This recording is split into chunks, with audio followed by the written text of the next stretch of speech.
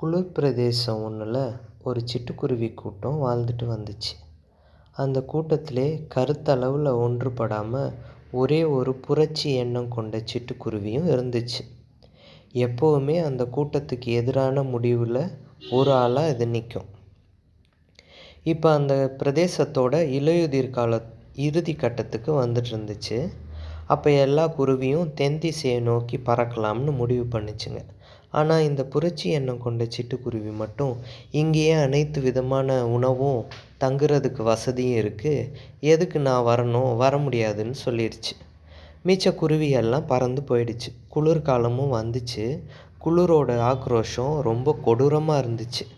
அப்போ இந்த புரட்சிகரமான சிட்டுக்குருவி தானும் தென் திசையை நோக்கி போயிருக்கலாமேன்னு நினச்சி புறப்படுறதுக்கு ஆயத்தமாகி பறக்க ஆரம்பிச்சிச்சு. பறந்த கொஞ்ச தூரத்திலேயே அதோட ரெக்கை ஃபுல்லாக பனி விழுந்து பனியோட வெயிட் தாங்காமல் கீழே விழுந்துருச்சு.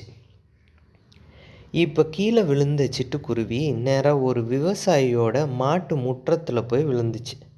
அந்த நேரம் பார்த்து மாடு அந்த குருவி மேலே சாணத்தை போட்டுருச்சு.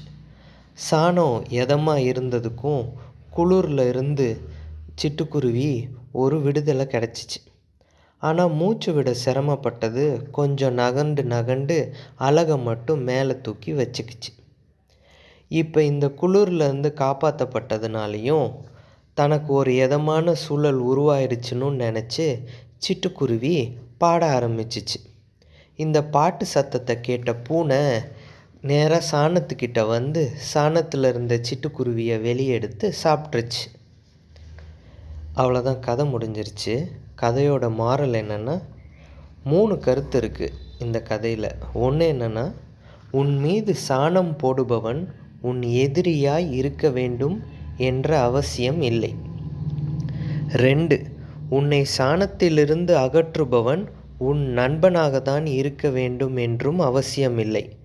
3, நீ மகிழ்ச்சியாய் இருக்கிறாய் என்பதற்காக வாய் திறந்து எது வேண்டுமானாலும் பேச வேண்டும் என்றும் அவசியமில்லை.